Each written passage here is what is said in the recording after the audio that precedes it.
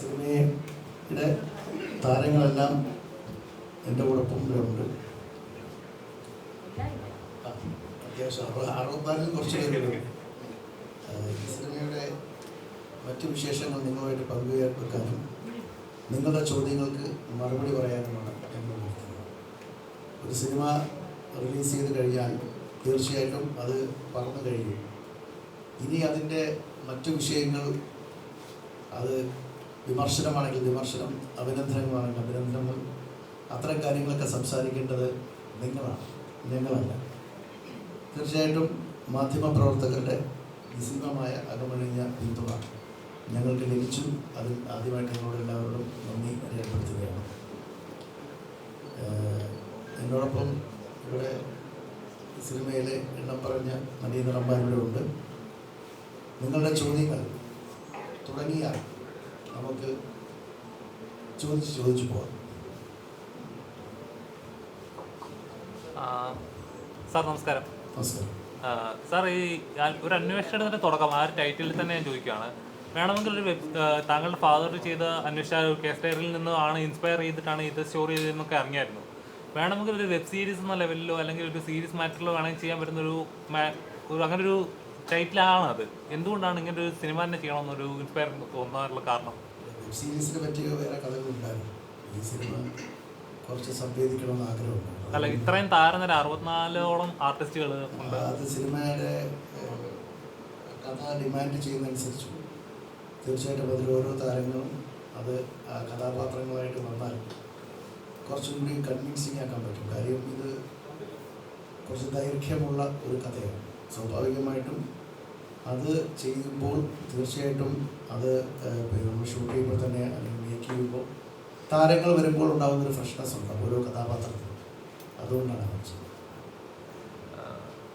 രണ്ടാമത്, ഈ സിനിമയിൽ തന്നെ ഡ്യൂറേഷൻ 3 മണിക്കൂർ 1 മിനിറ്റാണ്. 2 മണിക്കൂർ 55 മിനിറ്റാണ്. ബാക്കി സെൻസറിൻ്റെ ഇതും കാർഡ്സും ഒക്കെയാണ്. എൻ്റെ കഷ്ടകാലത്തിന് ഇപ്പോൾ സെൻസർ കാർഡ് 20 സെക്കൻഡ് ആക്കി, ഓരോ വാണിങ്ങും മറ്റു കാര്യങ്ങളൊക്കെ അതാക്കിയിട്ട് അധികം ദിവസങ്ങളായില്ല.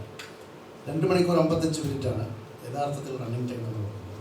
തീർച്ചയായിട്ടും ഡ്യൂറേഷനെ പറ്റി ഞാനും ബോധവാനാണ്. ചിലപ്പോൾ ചെറിയ ട്രിപ്പ് നടത്തുന്നത്. സാറിൻ്റെ ഫാദറിന് കേസ് ഡയറിയിൽ നിന്ന് എടുത്തൊരു തുടങ്ങിയ സിനിമ എന്ന് പറഞ്ഞത് ഇതിലൊരു 13 വർഷം മുമ്പ് ഇന്ത്യ വിഷയം കാണാതെ സോണിയും പട്ടത്തിൽപ്പാടിൻ്റെ കഥാപാത്രമായിട്ടൊരു സാമ്യമുണ്ട്. ക്രൈഡേയുമായിട്ട് ബന്ധമുണ്ട്. അല്ല, ഇത് എൻ്റെ ഫാദർ അന്വേഷിച്ച കേസല്ല. അദ്ദേഹം, താങ്കളുടെ ചോദ്യം എനിക്ക് മനസ്സിലായി. തീർച്ചയായിട്ടും അതിൽ ഞാൻ ഇൻസ്പയർ ചെയ്തിട്ടുണ്ട്. സോണി പട്ടത്തിൽപ്പാട് എൻ്റെയും സുഹൃത്താണ്. അദ്ദേഹം കാണാതായിട്ട് വർഷങ്ങളായി. സ്വാഭാവികമായിട്ടും അതുമായിട്ട് ബന്ധപ്പെട്ട ഒരു അനുമാനം കേസ് ഡയറിയിൽ എഴുതി വെച്ചിട്ടുണ്ട്. ഡയറിയിൽ, കേസ് ഡയറി അദ്ദേഹത്തിൻ്റെ ഡയറി. അവിടെ നിന്ന് ഇൻസ്പയർ ചെയ്താണ്. ഇൻസ്പിറേഷൻ ഇല്ലാന്ന് പറയാൻ പറ്റില്ല.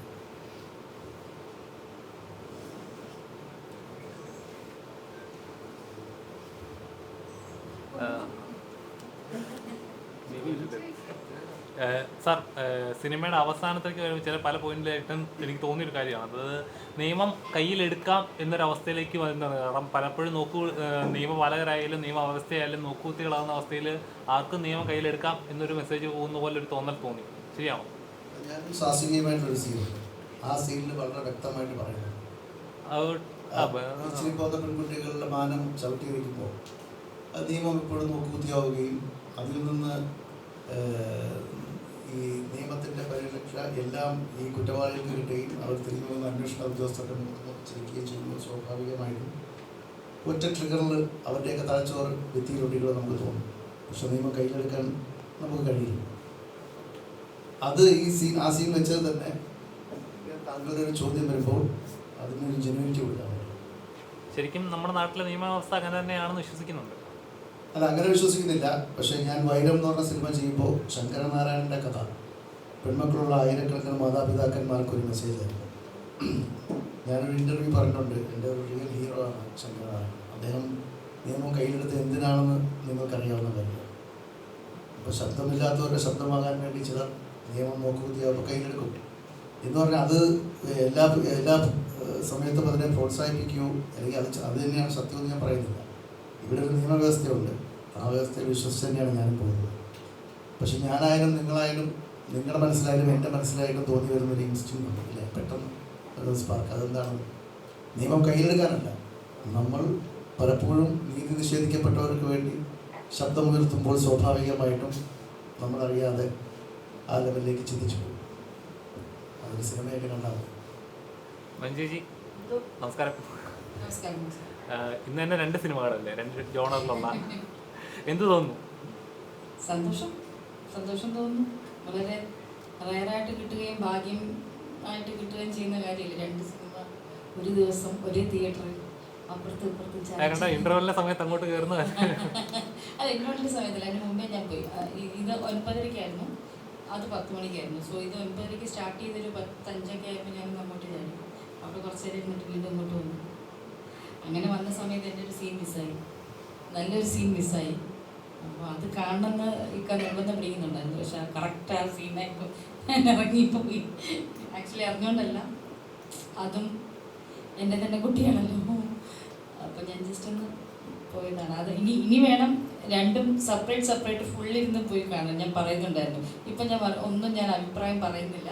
ഞാൻ ഫുള്ളിരുന്ന് കണ്ടിട്ട് ഞാൻ വീണ്ടും വിളിക്കും, അപ്പം നമുക്ക് സംസാരിക്കാം. സ്വാസിക, അതുവരെ നിന്ന് കുറച്ചുകൂടെ ആക്ഷൻ റോളിലേക്ക് ഒരു പോലീസ് ഗാംഭീര്യത്തോടൊക്കെ ചെയ്യുന്നത് എങ്ങനെ ഉണ്ടായിരുന്നു? കുറെ ആക്ഷൻ സീൻസ് ഒക്കെ ഉണ്ടായിരുന്നു. നന്നായിരുന്നു, എനിക്ക് നന്നായിരുന്നു തോന്നി. ഇനി പറയില്ല, ഇനി വരുന്ന ദിവസങ്ങൾ ആളുകൾ റിവ്യൂ പറയുമ്പോൾ അവർ പറയും, കൊള്ളില്ലെങ്കിൽ കൊള്ളില്ല, മുഖത്തടിച്ച പോലെ എന്തായാലും പറയുമല്ലോ. അപ്പോൾ അത് നല്ലതാണെങ്കിൽ നല്ലതാണെന്ന് പറയും, കുഴപ്പമില്ലെങ്കിൽ കുഴപ്പമില്ല എന്ന് പറയും. സോ അത് വെയിറ്റ് ചെയ്തിരിക്കുകയാണ്. ഇന്ന് രാത്രിയൊക്കെ ആകുമ്പോഴേക്കും എന്തെങ്കിലുമൊക്കെ ഒരു തീരുമാനത്തിലെത്തും. പേടിക്കുന്നുണ്ടോ അങ്ങനെ അഭിപ്രായങ്ങൾ പറയുമ്പോൾ? പേടി ഉണ്ട്. കാരണം എപ്പോഴും നമ്മൾ ഒരു കാര്യം ചെയ്തു കഴിയുമ്പോൾ നല്ലത് മാത്രമാണ് കിട്ടുക എന്ന് നമുക്ക് അങ്ങനെ പറയാൻ പറ്റില്ലല്ലോ. ചിലപ്പോൾ ചില ആൾക്കാർക്ക് ഇഷ്ടമാവാതെ ഇരിക്കാം. എന്താണെങ്കിലും പേടിയെന്നല്ല, എന്താണെന്ന് അറിയാനൊരു ആകാംക്ഷയുണ്ട്. ഇനിയിപ്പോൾ പേടിച്ചിട്ട് കാര്യമില്ലല്ലോ, കഴിഞ്ഞു പോയില്ലേ. സാർ അതില് ചിത്രത്തില് സാർ അവതരിപ്പിച്ച ക്യാരക്ടറാണ് സാർ,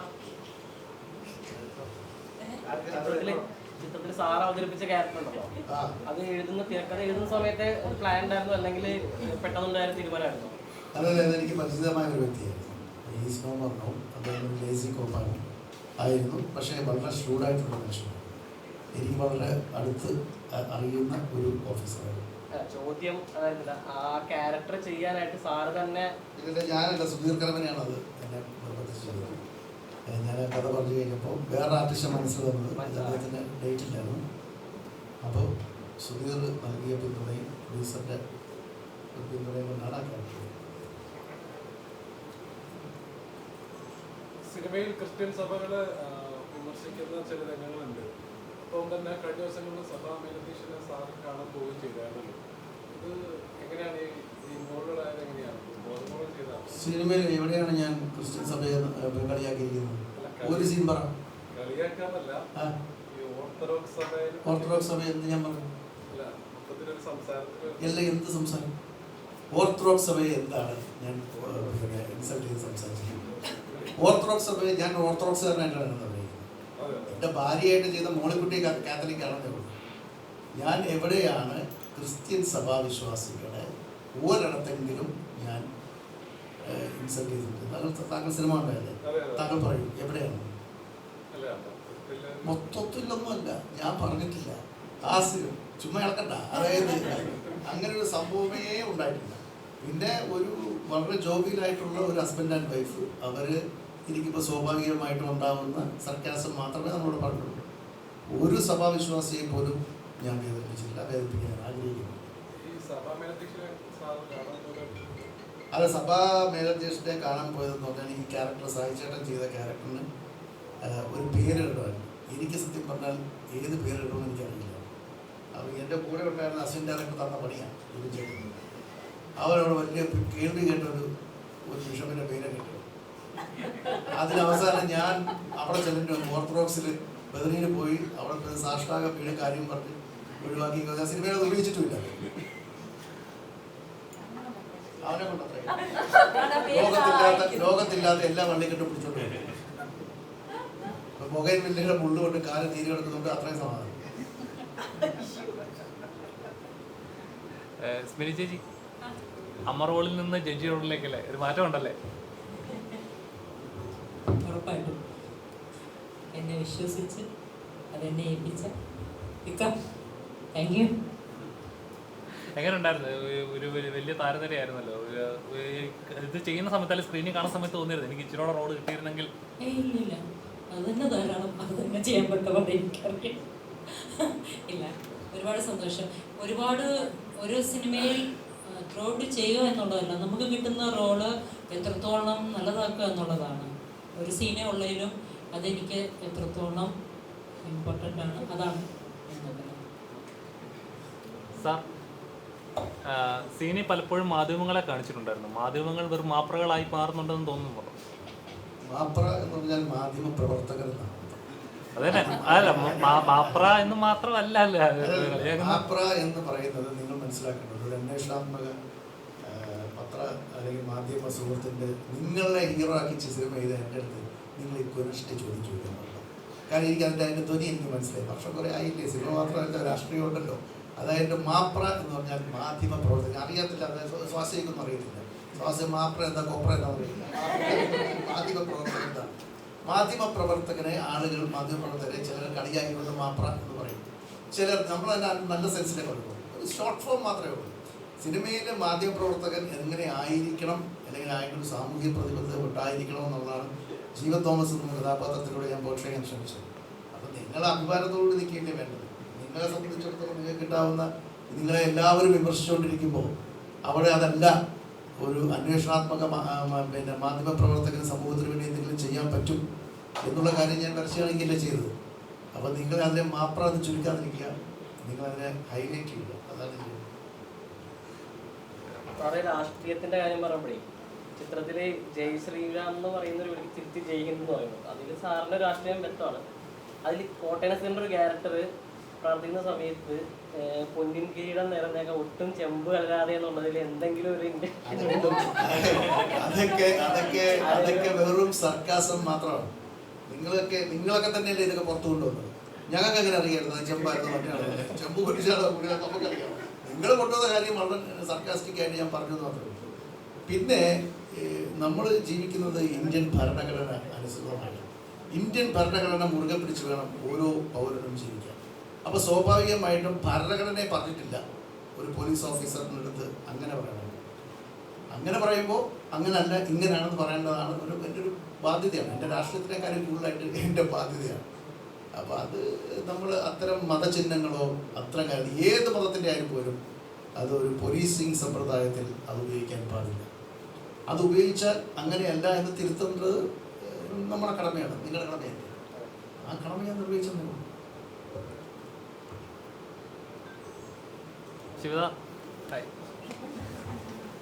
അല്ല ചെയ്യുന്ന കഥാപാത്രങ്ങളെല്ലാം എപ്പോഴും കെയർഫുൾ ആയിട്ട് ചെയ്യുന്നതായിട്ട് തോന്നിയിട്ടുണ്ട്.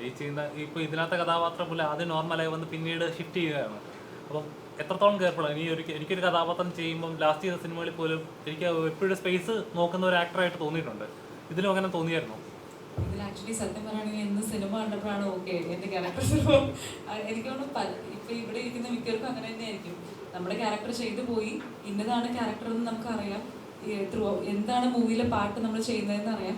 പക്ഷെ സിനിമയിൽ ഇത്രത്തോളം ഈ ഒരു കഥാപാത്രത്തിന് കുറച്ച് പെർഫോം ചെയ്യാനെങ്കിൽ പോലും സിനിമയിൽ ത്രൂഔട്ട് ഈ ജീവൻ തോമസ് റൂബി എന്നുള്ളൊരു ക്യാരക്ടർ ഉണ്ടാവും എന്നുള്ളത് സിനിമ കണ്ടപ്പോഴാണ് സത്യം പറഞ്ഞാൽ എനിക്ക് അറിയുന്നത്. പക്ഷെ അതിന് സന്തോഷമുണ്ട്. എനിക്കോട് കുറേ പേരൊക്കെ ആയിട്ട് വർക്ക് പോലും ചെയ്തിട്ടില്ല സിനിമയിൽ. ഇവരൊക്കെ ഇന്നതാണ് ചെയ്യുന്നതെന്നുള്ള പോലും സിനിമ കണ്ടപ്പോഴാണ് എനിക്ക് മനസ്സിലായത്. പക്ഷെ ഐ എം ഹാപ്പി. കാരണം ഈ പറഞ്ഞ പോലെ ആ ഒരു ക്യാരക്ടർ കുറച്ചേ ഉള്ളെങ്കിൽ പോലും അത് ഒരു അത്രയ്ക്ക് ഇമ്പോർട്ടൻ്റ് ആയിട്ടുള്ള ക്യാരക്ടറായിട്ട് തോന്നി.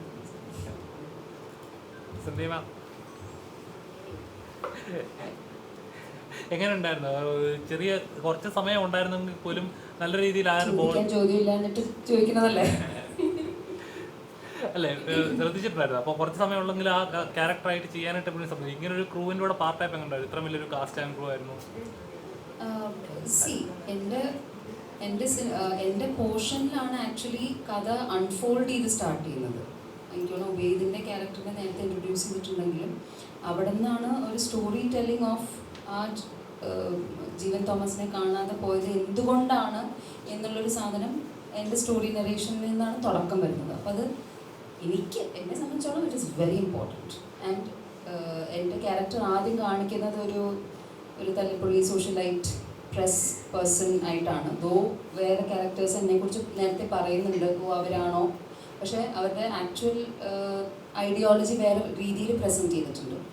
അത് കഴിഞ്ഞ് പക്ഷെ പോലീസുകാരോട് സംസാരിക്കുമ്പോൾ ആ ഇഷ്യൂവിൻ്റെ ഒരു എസെൻസ് ഐ ഫെൽറ്റ് ആ ക്യാരക്ടറിൽ കൂടെ വരുന്നുണ്ട്. താര സ്വരൂപ് എന്ന് പറയുന്ന ഒരു ക്യാരക്ടറിൽ കൂടെ അതിൻ്റെ ഒരു ഡീറ്റെയിലിംഗ് ഉണ്ട്. അതായത് ഒരു പ്രസ്സിങ് ഇഷ്യൂ ആണ് ഇത്, ഇവിടെ നിന്നൊരു സീരിയസ് ഇഷ്യൂ ആയിട്ടാണ് ഇത് തുടങ്ങാൻ പോണേ. ഇവർ സ്വാസിക്കയും നിഷാദ് സാറും ആണ് എൻ്റെ അടുത്ത് ക്വസ്റ്റ്യൻ ചെയ്യുന്നത്. അപ്പോൾ അതിൻ്റെ ഒരു കാഠിന്യം ആ സീനിലുണ്ട്. I am very happy. ദിനേശിനെ അങ്ങനെ ഒരു ഇമ്പോർട്ടൻറ്റ് സീൻ അൺഫോൾഡ് ചെയ്യാന്ന് പറയുന്നത്. നിങ്ങൾ സാധാരണ വളരെ ലൈറ്റ് ആയിട്ടുള്ള കോമഡി റോളുകളൊക്കെയാണ് അധികം ചെയ്യാറുള്ളത്. ഇത് കുറച്ച് സീരിയസ് ആയിട്ടുള്ള ഒരു സമയത്ത് നമ്മൾ സസ്പെക്ട് ചെയ്യാറ് അങ്ങനെ റോളാണ് ചെയ്തത്. വളരെ നന്നായിട്ടുണ്ട്. ഇങ്ങനത്തെ റോളുകളിലേക്ക് ആരും വിളിക്കാത്ത എങ്ങനെയാണ് ഇതിലേക്ക് എത്തിയത്? മനസ്സിലായില്ല വിളിക്കാത്തതാണ്. എനിക്ക് നിഷാദിനോടാണ് ഒരു ബിഗ് താങ്ക്സ് പറയാനുള്ളത്. കാരണം ഇതങ്ങനെ ഒരു ക്യാരക്ടറാണെന്ന് അദ്ദേഹത്തിന് അറിയാലോ നമ്മളെക്കാൾ മുമ്പ്. അപ്പോൾ പെട്ടെന്ന് ഇതുപോലെ ഒരു പ്രോഗ്രാമിലൂടെയാണ് അദ്ദേഹം ഈ ക്യാരക്ടേഴ്സ് ആരും കൊണ്ട് ചെയ്യിപ്പിക്കാം എന്നിങ്ങനെ ആലോചിക്കുന്ന ഇടയിലാണ് എൻ്റെ കാര്യം ഓർത്ത് അദ്ദേഹം വിളിച്ചത്. ഒരുപാട് വർഷങ്ങൾക്ക് മുമ്പാണ് അദ്ദേഹത്തിൻ്റെ സിനിമയിൽ അഭിനയിച്ചിട്ടുള്ളത്. അദ്ദേഹം പ്രൊഡ്യൂസ് ചെയ്ത സിനിമയിലാണത്. അപ്പോൾ നമ്മളെല്ലാവരും ആഗ്രഹിക്കുന്ന, പ്രത്യേകിച്ച് ആക്ടേഴ്സൊക്കെ ആഗ്രഹിക്കുന്ന ഒരു കാര്യം എന്ന് പറഞ്ഞാൽ ഡിഫറെൻ്റ് ആയിട്ടുള്ള ക്യാരക്ടേഴ്സ് ചെയ്യാം, എന്തെങ്കിലും വ്യത്യസ്തമായിട്ട് ചെയ്യണമെന്നാണ് എപ്പോഴും നമ്മുടെ മനസ്സിലാഗ്രഹം. പലപ്പോഴും സംഭവിക്കാതെ പോകുന്നതാണത്. പക്ഷേ ഇതിങ്ങനെ ഒരു വലിയൊരു സന്തോഷമാണ് ഞാൻ പറഞ്ഞ് കേൾക്കുമ്പോൾ തന്നെ. ഇഷ്ടപ്പെട്ടു എന്ന് പറയുന്നത് ഒരു വലിയ ക്രെഡിറ്റാണ്. അപ്പോൾ അങ്ങനെ ഒരു അവസരം തന്നതിന് ഡയറക്ടറിന് താങ്ക്സ് പറയുന്നു. ഇനി കിട്ടുമെന്ന് വിചാരിക്കാം. അതുപോലെ താങ്ക് യു.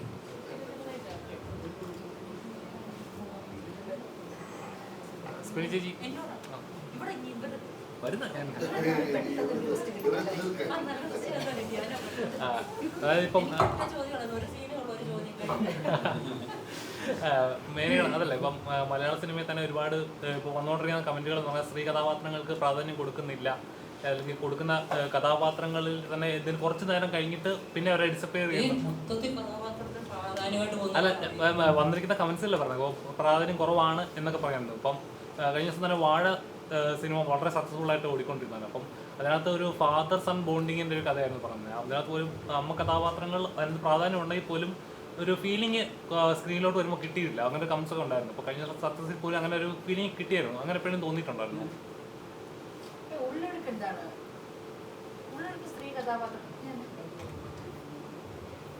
ഉള്ളൊടുക്കം എന്ന് പറഞ്ഞ സിനിമ സ്ത്രീ കഥാപാത്രങ്ങൾക്ക് ഇമ്പോർട്ടൻസ് ഉള്ളൊരു അത് തീർച്ചയായും. ഹോം എന്ന് പറഞ്ഞ സിനിമയ്ക്കകത്ത് എനിക്ക് നല്ല ഇമ്പോർട്ടൻസ് ഉണ്ടായിരുന്നു, ഫാമിലിയിൽ ഇമ്പോർട്ടൻസ് ഉണ്ടായിരുന്നു. അപ്പോൾ സ്ത്രീ കഥാപാത്രങ്ങൾ ഇല്ലാത്തത് വരുന്നില്ല. ഇപ്പോൾ ആ കഥ എന്ത് ആവശ്യപ്പെടുന്നു അതല്ലേ നമുക്ക് ചെയ്യാൻ പറ്റുള്ളൂ. വാഴയിൽ ആവശ്യപ്പെട്ട കഥയിൽ ആവശ്യപ്പെട്ടത് അങ്ങനത്തെ ഒരു ഇതായിരുന്നു, ഒരു ഫാദർ സൺ ബോണ്ടിങ് ആയിരുന്നു അതിനകത്ത് ആവശ്യപ്പെട്ടത്. ഉള്ളൊഴുക്കിൽ മദറിലോ അമ്മായിമയും മരുമോളും തമ്മിലുള്ളതാണ്. അതുപോലെ തന്നെ അമ്മയും മകളുടെയും വന്നിട്ടുണ്ടായിരുന്നു, ഒരു ശശിയും മീരാജാസിനും ഇവിടെ ഉണ്ടായിരുന്നു. ഇത്ര എണ്ണം പറയുമ്പോഴും വളരെ കുറച്ച് എണ്ണമേ ഉള്ളൂ. ബാക്കി മെജോറിറ്റി അപ്പോഴും മറ്റേ സിനിമയുടെ കഥ ആവശ്യപ്പെടുന്നതിന്റെ സഹോദരി ചെയ്യുമ്പോൾ ഒരു കാര്യം ചെയ്യും, ആഗ്രഹമുണ്ട് തീർച്ചയായും ഏതെങ്കിലും കാലത്തൊക്കെ നടക്കുന്നുണ്ട്. എടുക്ക് ഞാനും മീനും ഇവിടെ ഇരിക്കുന്ന എല്ലാ സ്ത്രീകളും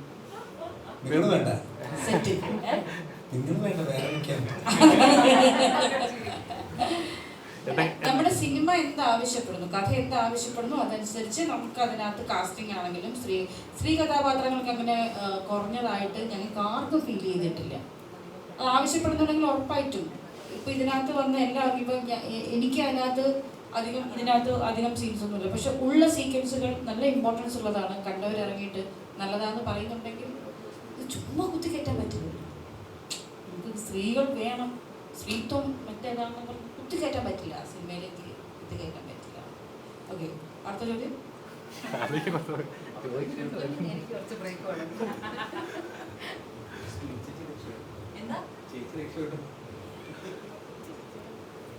അവൾ എന്തെങ്കിലും മണ്ണതരം പറയുന്നതിന്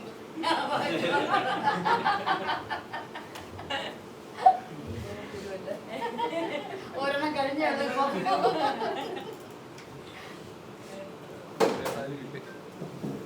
വിജയേട്ടാ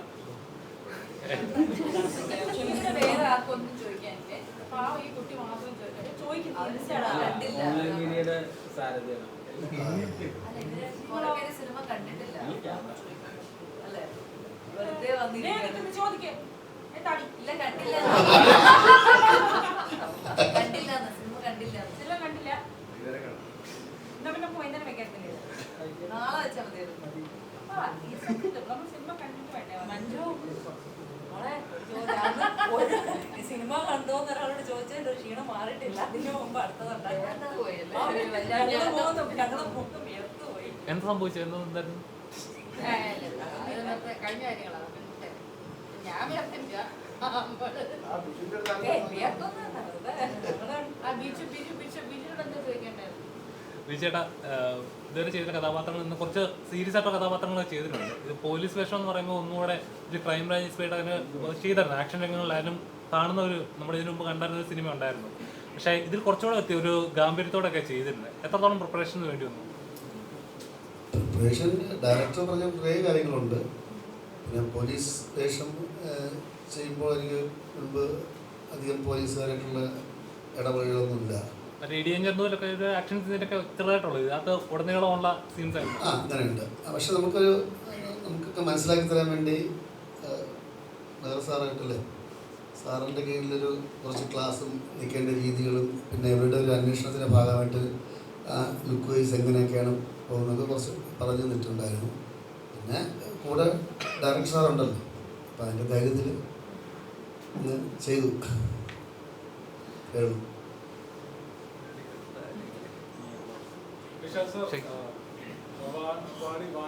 വാണി ചേച്ചിയുടെ ഒരു എപ്പിസോഡ് ഭയങ്കര രസമുണ്ടായിരുന്നു.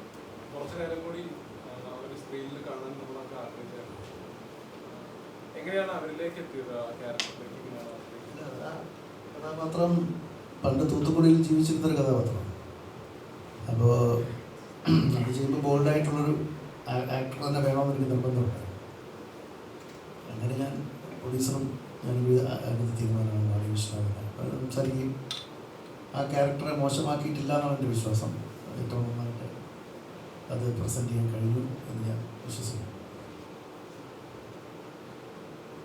ഇവിടെ രണ്ടുപേരും വെറുതെ ഇവരോട് ചോദിച്ചു അവർക്കും പറയാൻ പലതും കൈലാഷ് കൈലാഷ് ഒരു കാലത്ത് എന്നും റൊമാൻറ്റിക് നായകന്മാരിൽ ഒരാളായിരുന്നു താങ്കൾ. ഇപ്പോൾ റൊമാൻറ്റിക് നായകന്മാരെന്ന് പറയുമ്പോൾ വന്ന ഒരു പേര് പറയുന്നത് കൈലാഷ് എന്ന് തന്നെയായിരുന്നു. മിസ് ചെയ്യുന്നുണ്ടോ ആ കാലം? എനിക്ക് പ്രായം മാറുന്നുണ്ട്. ഇപ്പോൾ ഈ പ്രായത്തിൽ ചെയ്യേണ്ടത് വേറെ ചില കാര്യങ്ങളാണ് ഉള്ള ബോധ്യത്തിൽ ഇപ്പം ഞാൻ ഹാപ്പിയാണ്. അത് അതിന് മറുപടി ഞാൻ ഇപ്പം പറയുന്നത് റൊമാൻസ് എന്ന് പറയുമ്പോൾ നമ്മളൊരു കുറച്ചുകൂടെ ഒരു ക്യാമ്പസ് ആ ഒരു ഏജ് ഗ്രൂപ്പിലാണല്ലോ നമ്മുടെ കഥകൾ മുമ്പോട്ട് പോകുന്നത്. അപ്പം ആ പ്രായത്തിൽ എനിക്ക് അത് ചെയ്യാൻ പറ്റിയിട്ടുണ്ടായിരുന്നു എന്നുള്ളത് വലിയ സന്തോഷമുണ്ട്. ഒരു പക്ഷേ നമ്മുടെ നാടൊരു ജനറേഷൻ എത്തുന്നു. അപ്പം അവരിലേക്കാണ് ഈ സമയം അത്തരം ശ്രദ്ധ ഉണ്ടാകേണ്ടത്. അത് ഇപ്പം നമ്മുടെ കാതലിനൊക്കെയുള്ള അല്ലെ അങ്ങനത്തെ പ്രേമ പോലുള്ള സിനിമകളിൽ എത്തുന്നുണ്ട്. ഈ സിനിമ തീർച്ചയായും വലിയ സന്തോഷമുണ്ട്. നിഷാദിക്ക് വീണ്ടും ഒരു സിനിമ ചെയ്യാൻ പറ്റുന്നു. നമുക്ക് പ്രിയപ്പെട്ടവർക്കൊപ്പം സിനിമ ചെയ്യാൻ പറ്റുന്നു. എന്തായാലും എല്ലാത്തരം പ്രേക്ഷകർക്കും കാണാൻ പറ്റുന്ന സിനിമയായിട്ടാണ് ഞാൻ ഒരു സിനിമ കണ്ടൊരാളെന്ന നിലയിൽ പറയുന്നത്. അപ്പം എല്ലാവരും കാണും. അപ്പോൾ കൈലാഷേട്ടാ, സിനിമ എന്ന് പറഞ്ഞാൽ ഒരു ഭാഗ്യത്തിൻ്റെ ഒരു കളി കൂടിയാണ് എപ്പോഴും. അപ്പം ഒരു കാലത്ത് നല്ല രീതിയിൽ പൊക്കോണ്ടിരിക്കുമ്പോൾ ഇടയ്ക്കൊരു ബ്രേക്ക് എടുത്തിട്ട് നമ്മൾ തിരിച്ചു വരാം എന്ന് വിചാരിക്കുന്ന പോലും ചിലപ്പോൾ നമുക്ക് തിരിച്ചു വരാൻ പറ്റിയെന്ന് വരത്തില്ല. ഏതെങ്കിലും ഒരു പോയിന്റിൽ റിഗ്രറ്റ് ചെയ്തിട്ടുണ്ടായിരുന്നോ? നമ്മൾ സിനിമയ്ക്ക് വേണ്ടി ആഗ്രഹിക്കുമ്പോൾ ആദ്യം ഒറ്റ സിനിമ എന്നുള്ളതാണ് നമ്മുടെ മനസ്സിൽ. അല്ലാതെ 127ാമത്തെ സിനിമയെക്കുറിച്ചല്ല നമ്മൾ ആദ്യം ആലോചിക്കുക. നമുക്ക് ആദ്യം എങ്ങനെയെങ്കിലും ഒരു സിനിമ എന്നുള്ളതാണ്. ആ സിനിമ കഴിയുമ്പോഴാണ് നമുക്ക് അതിൻ്റെ അടുത്ത സിനിമ. നമ്മൾ അങ്ങനെയല്ലേ ആലോചിക്കുക. അങ്ങനെയാണ് നമുക്ക് എത്തിപ്പെടാൻ ദൂരെയുള്ളൊരു സ്ഥലത്തെക്കുറിച്ച് നമ്മൾ ആലോചിക്കുക. ഞാൻ അങ്ങനെ തന്നെ ആലോചിച്ചിട്ടുള്ള ആളാണ്. അപ്പോൾ നമുക്ക് ഏറെക്കുറെ നമ്മൾ കുറച്ചുകൂടെ ബോധ്യം ഉണ്ടാവും. ആ സമയത്ത് നമ്മളോട് പലരും പറഞ്ഞിട്ടുണ്ടാവും. ഞാൻ എപ്പോഴും ഓർക്കുന്നു, ഞാൻ ഈ നീലത്തമ്പുരു എന്ന് പറഞ്ഞ സിനിമയുടെ പൂജ കഴിഞ്ഞിട്ട് ഞാൻ ഒരുപാട് കാണാൻ ആഗ്രഹിച്ചിട്ട് അന്നൊക്കെ ശ്രമിച്ചിട്ട് എത്തിപ്പെടാൻ പറ്റാതിരുന്ന ആൾ ലോഹിദാസ് സാറായിരുന്നു. അപ്പോൾ അങ്ങനെ പൂജ കഴിഞ്ഞ ദിവസം എനിക്കൊരു ആളെ വിളിച്ചിട്ട് പറഞ്ഞു, ലോഹിത് സാറിൻ്റെ സുഹൃത്താണ്, ഇങ്ങനെ പൂജയുടെ ഫോട്ടോസൊക്കെ ഉണ്ട്, അപ്പോൾ നിൻ്റെ അടുത്ത് നിൻ്റെ കാര്യങ്ങൾ ചോദിച്ചു. അപ്പോൾ ഞാൻ സാറിനെ പോയി കണ്ടു. അപ്പോൾ അദ്ദേഹം എന്നോട് ഒന്നും പറഞ്ഞൊരു കാര്യം അതാണ്, സിനിമയിൽ വന്നു എന്നുള്ളത് വലിയ സന്തോഷമാണ്. പക്ഷേ സിനിമയിൽ നിലനിൽക്കാൻ ഇതിൽ ബുദ്ധിമുട്ടാണ് ആയിരിക്കുമെന്ന് അദ്ദേഹം പറഞ്ഞപ്പോൾ അന്ന് നമുക്ക് അത്രയും മനസ്സിലാവുന്നില്ല. ഇവിടെ ഇരിക്കുന്ന എല്ലാവർക്കും അങ്ങനെ ഒരു ട്രാക്ക് റെക്കോർഡ് ഉള്ളവരാണ്. കലാകാരൻ്റെ മുമ്പിൽ എപ്പോഴും അടുത്തെന്താന്നുള്ള വലിയ ചോദ്യം എല്ലാ കാലത്തും ഉള്ളതാണ്. അതിപ്പം എനിക്കും ഉള്ളതാണ്, ഇവിടെ ഇരിക്കുന്ന ഓരോരുത്തർക്കും ഉള്ളതാണ്. അപ്പം നമുക്ക് അതിനെ ഫേസ് ചെയ്യാനുള്ളതേ ഉള്ളൂ. നമുക്ക് നോക്കാം, നല്ലതാവട്ടെ. ശരി. ഹായ്. ചെയ്യുന്ന കഥാപാത്രങ്ങളെല്ലാം ഒന്നുകിൽ നമ്മൾ ഒരു ആക്ടർ എന്ന നിലയിൽ എപ്പോഴും കരിയോഗ്രാഫ് എന്ന് പറയുന്നത് വളരെ ഇമ്പോർട്ടൻ്റ് ആണ്. ചെയ്യുന്ന കഥാപാത്രങ്ങൾ വളരെ കെയർഫുള്ളി ചെയ്യുക, പ്രേക്ഷകരിലേക്ക് എത്തിക്കുക, കഥാപാത്രമായി നിലനിൽക്കുക എന്ന് പറയുന്നത് വളരെ വലിയൊരു കാര്യമാണ്. അപ്പം ഷഹീൻ എന്നൊരു വ്യക്തി അങ്ങനെ ഒരുപാട് കഥാപാത്രങ്ങൾ മലയാളികൾക്ക് സമ്മാനിച്ചിട്ടുണ്ട്, ഓർക്കുന്ന കഥാപാത്രങ്ങളുണ്ട്. പക്ഷേ ഇനി ഒരു സിനിമ ചൂസ് ചെയ്യുമ്പം ഈ കഥാപാത്രം പ്രേക്ഷകരിലേക്ക് എത്തുമോ, അല്ലെങ്കിൽ ഇത് എനിക്ക് സ്ക്രീൻ സ്പേസ് ഇത്രയല്ലേ ഉള്ളൂ, അല്ലെങ്കിൽ ചെയ്താൽ ഏൽക്കുമോ എന്നൊരു പേടി എപ്പോഴും ഉണ്ടാവാറുണ്ട്. ചൂസിങ്ങിൽ എപ്പോഴെങ്കിലും അങ്ങനെ ശ്രദ്ധിക്കാറുണ്ടോ? ഇല്ല, ഇപ്പം ശ്രദ്ധിക്കാറേ ഇല്ല. കാര്യം സിനിമ ആസ് എൻ ആക്ടർ നമുക്ക് വളരെ ചെറിയൊരു കൺട്രോളേ നമുക്കുള്ളൂ. മനസ്സിലായില്ലേ? ഇപ്പോൾ പ്രീ പ്രൊഡക്ഷൻ കഴിഞ്ഞ് നമ്മളിതിൽ കാസ്റ്റ് ചെയ്ത് നമ്മൾ സിനിമയിൽ അഭിനയിച്ച് അത് ഡബ് ചെയ്ത് കഴിഞ്ഞാൽ പിന്നെ നമുക്കതിൽ ഇൻഫ്ലുവൻസ് ഇല്ല. ഇപ്പോൾ ഞാനും നമ്മളുടെ കോട്ടയം ക്രൈം ബ്രാഞ്ചിൻ്റെ കുറേ സീൻസ്, കുറേ ഡയലോഗ്സ് ഉണ്ടായി. അൺഫോർച്ചുനേറ്റ്ലി ഫൈനൽ കട്ട് എത്തിയപ്പോൾ അത് പോയി. നമുക്കത് ഇല്ല എന്നല്ല, അഭിനയിക്കാൻ പറ്റില്ല, അത് തന്നെ വലിയ കാര്യം. പിന്നെ സിനിമ ആണ്, അതിനൊരു ഡ്യൂറേഷൻ ഉണ്ട്, വി ഹാവ് ടു റെസ്പെക്ട്. അപ്പോൾ നമുക്കതിൽ ആ സീൻസ് അതിലേക്ക് വന്നില്ല. പക്ഷേ ഇപ്പോൾ നമ്മൾ ഷൂട്ടിനിടയിൽ നമുക്ക് ലാപ്ടോപ്പിലൊക്കെ അത് കാണാൻ പറ്റിയിട്ടുണ്ട്. നമ്മളാൽ കഴിയുന്നത് മാക്സിമം ചെയ്യുക. അത് സിനിമയിൽ വരുന്നത് ചിലപ്പോൾ വേറെ രീതിയിലാവും. അങ്ങനെയുള്ളൂ. നമ്മൾ ആശുപത്രി എടുക്കുക, അതിൽ മാക്സിമം ഭംഗിയായിട്ട് വരട്ടെ എന്ന് പ്രാർത്ഥിക്കാം.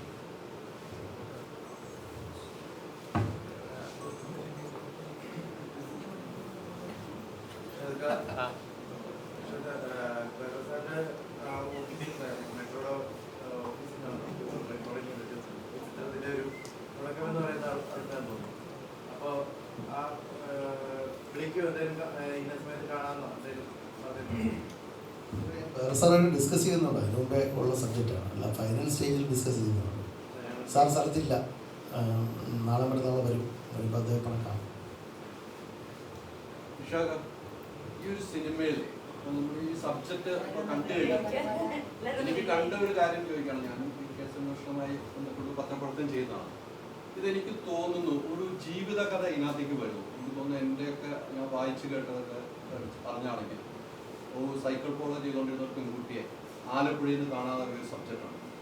ആ സബ്ജക്റ്റുമായിട്ട് പിതാ ഫാത്തിമ എന്നാണ് കുട്ടിയുടെ പേര്. ആ സബ്ജക്റ്റുമായിട്ട് എന്തെങ്കിലും ബന്ധമുണ്ടോ?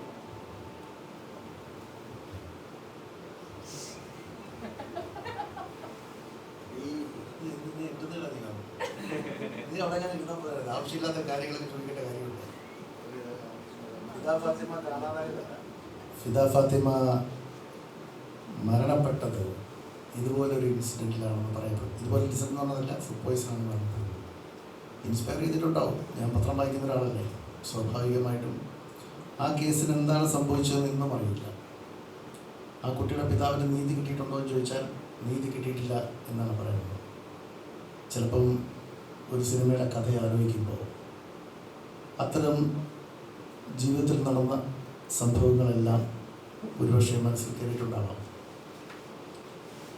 എന്തിനു വേണ്ടി ജീവൻ തോമസ് അബ്സ്കോണ്ടിങ് ആയി എന്നുള്ളതിൻ്റെ ഉത്തരമാണ് ആയിഷ ഉബൈദ് എന്ന് പറഞ്ഞ കഥാപാത്രം.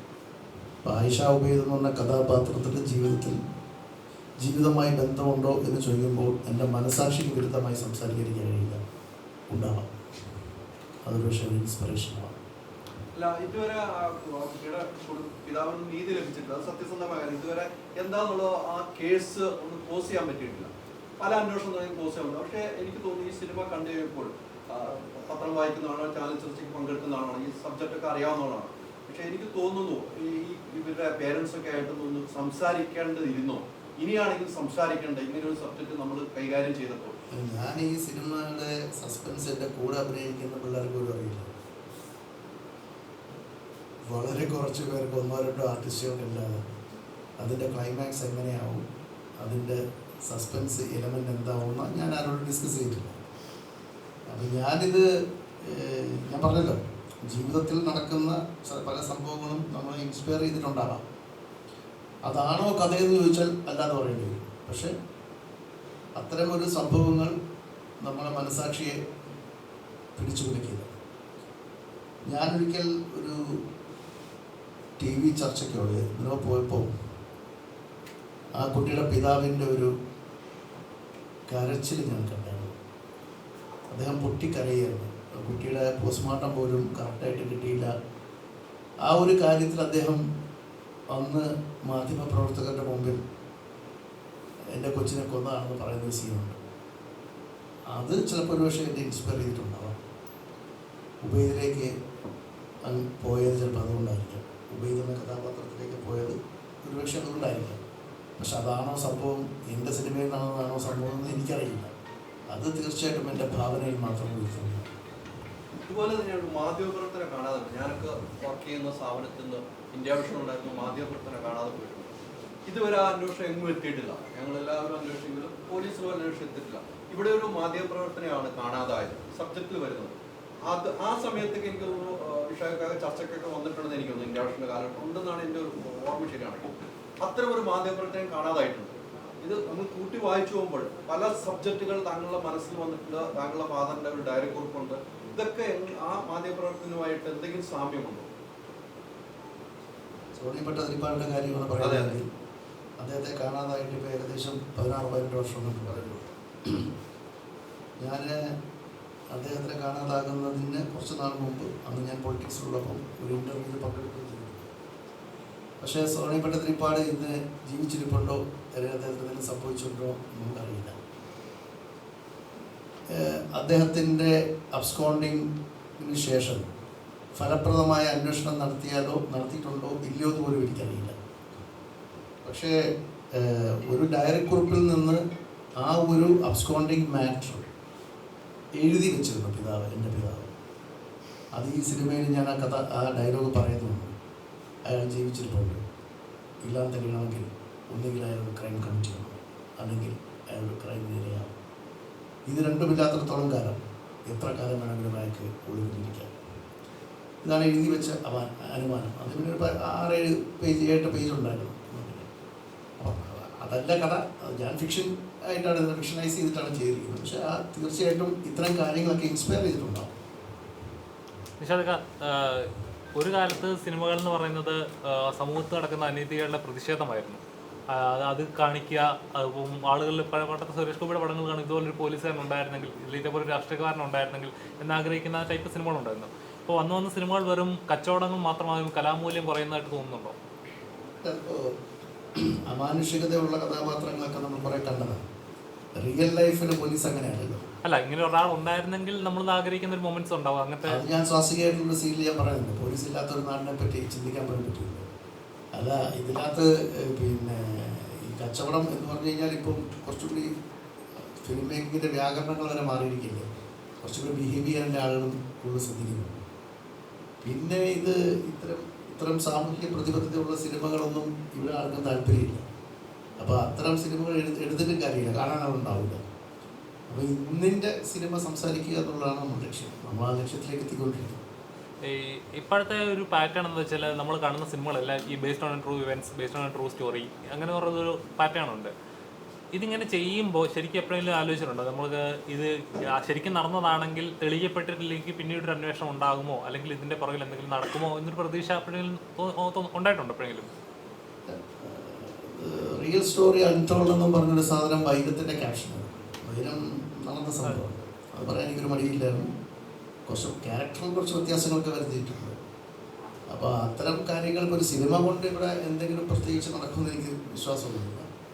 പക്ഷേ ഒരാളുടെ മനസ്സിലേക്കൊരു ചിന്തയിടാൻ പറ്റും. ഒരു കലാരൂപമാണ്. മഹാനായ ലെനിൻ പറഞ്ഞിട്ടുണ്ട്, സിനിമ ഈ നൂറ്റാണ്ടിൻ്റെയും അടുത്ത നൂറ്റാണ്ടിൻ്റെയും കലയാണ്. അപ്പോൾ സിനിമ എപ്പോഴും വലിയൊരു മാധ്യമമാണ്. ആ മാധ്യമം ജനങ്ങളോട് സംവേദിച്ചുകൊണ്ടേയിരിക്കും. സിനിമയ്ക്ക് അങ്ങനെയും ചില കാര്യങ്ങൾ ചിരിക്കുകയും ചിന്തിപ്പിക്കുകയും ചെയ്യുന്ന ഒരു കലാരൂപമാണ് സിനിമ.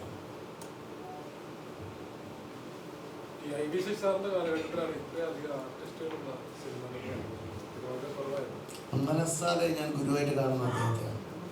ഇത്രയും ആർട്ടിസ്റ്റുകൾ എങ്ങനെയാണ് ചെയ്യുക, എങ്ങനെയാണ് മാനേജ്? മാത്രമല്ല ഒരുപാട് ലൊക്കേഷൻസും ഉണ്ടല്ലോ, എങ്ങനെയാണ് മാനേജ് ചെയ്തേക്കണം? നമുക്ക് നമ്മുടെ പൊളിറ്റിക്കലായിട്ടുള്ള ഒരു രാഷ്ട്രീയ പാരമ്പര്യവും കൂടി അതിന് സഹായകരമാക്കിയിട്ടുണ്ട്. കോർഡിനേറ്റ് ചെയ്യുക എന്നുള്ളത് അത്ര എളുപ്പമുള്ള കാര്യമില്ല. പക്ഷേ എൻ്റെ കൂടെ ഒരു നല്ല ക്രൂ ഉണ്ടായിരുന്നു.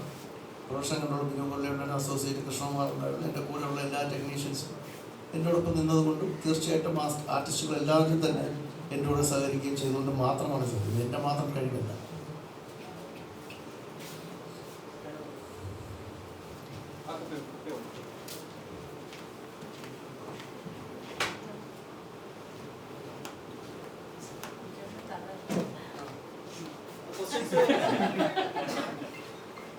എന്തായാലും വേറെ ക്വസ്റ്റ്യൻസ് ഉണ്ടോ? ആർക്കെങ്കിലും ചോദിക്കാനുണ്ടോ?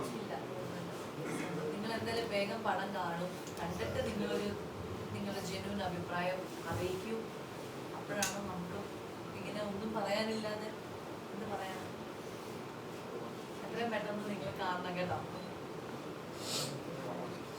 കണ്ടത് എത്ര പേരുണ്ട്? ആ ചേട്ടന്, അതുകൊണ്ടാണ് അവൻ മാത്രം ചേട്ടനെ കണ്ടു. ചേട്ടനെ കണ്ടു. 3 പേരെ കണ്ടുള്ളൂ, അതുകൊണ്ടാണ് അവൻ മാത്രം ചോദിക്കുന്നത്. അജ്മലൊന്നും ഒന്നും കണ്ടില്ല. ഹൈദരാലി ചേട്ടൻ കണ്ട?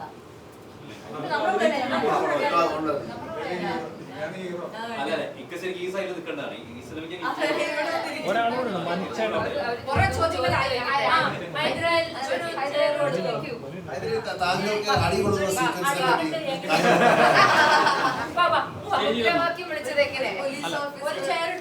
ഒരാൾ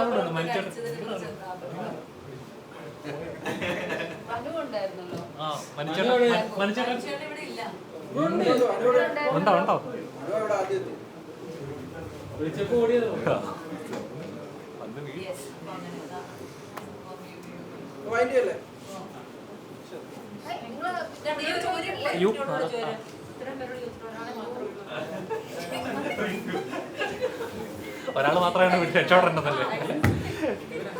ഹായ്, എങ്ങനെ ഉണ്ടായിരുന്നു? നമ്മുടെ ഇത്രയും എക്സ്പീരിയൻസ് ഉള്ള ആക്ടേഴ്സ് ഉണ്ട്, ഒരുപാട് വാണിചേച്ചി പോലത്തെ ഒരു ആക്ടറിന് കൂടെ ഉണ്ടായി. എങ്ങനെ ഉണ്ടായിരുന്നു അവരുമായിട്ടൊക്കെ സ്ക്രീൻ സ്പേസ് ചെയ്യുമ്പോൾ ഉണ്ടെന്ന്?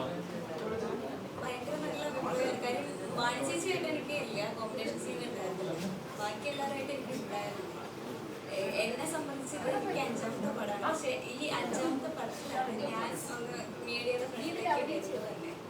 ബാക്കി 4 പടങ്ങളിൽ ഞാൻ ചെയ്തിട്ട് ആരും ശ്രദ്ധിക്കപ്പെട്ടിട്ടില്ല, എനിക്കറിയാൻ കിട്ടിയിട്ടില്ല.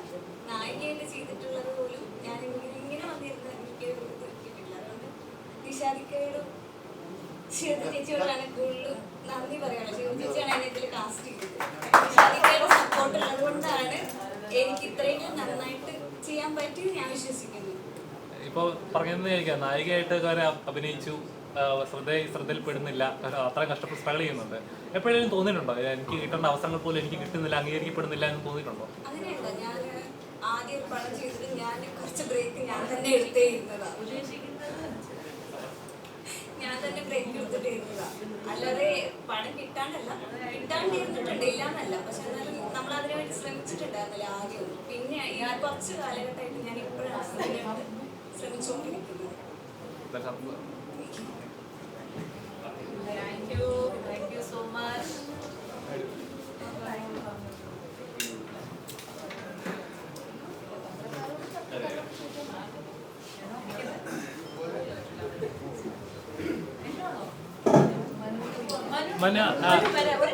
അല്ല, ഈ സിനിമയിൽ ഞങ്ങൾക്ക് അഭിമാനിക്കാൻ പറ്റുന്ന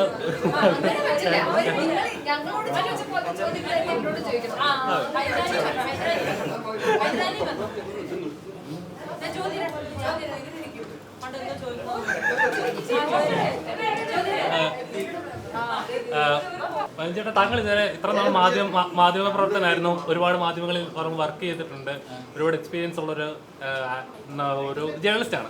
അപ്പോൾ ഒരു സിനിമ എന്ന സ്വപ്നം പണ്ടുതൊട്ടേ ഉണ്ടായിരുന്നു? പണ്ടുതൊട്ടുണ്ട്. എനിക്ക് ആദ്യമായിട്ടൊരു അവസരം തന്നത് നിഷാക്കായിരുന്നു. അപ്പോൾ എനിക്ക് നിഷാക്കയുടെ നാളിന് നന്ദി പറയാം. അങ്ങനെ ഈ സിനിമയിൽ എനിക്ക് അവസരം തന്നു. അപ്പോൾ എനിക്ക് തന്ന കഥാപാത്രം നന്നായിട്ട് ചെയ്യാൻ പറ്റിയെന്നുള്ളൊരു വിശ്വാസത്തിലാണ് ഞാൻ ഇരിക്കുന്നത്.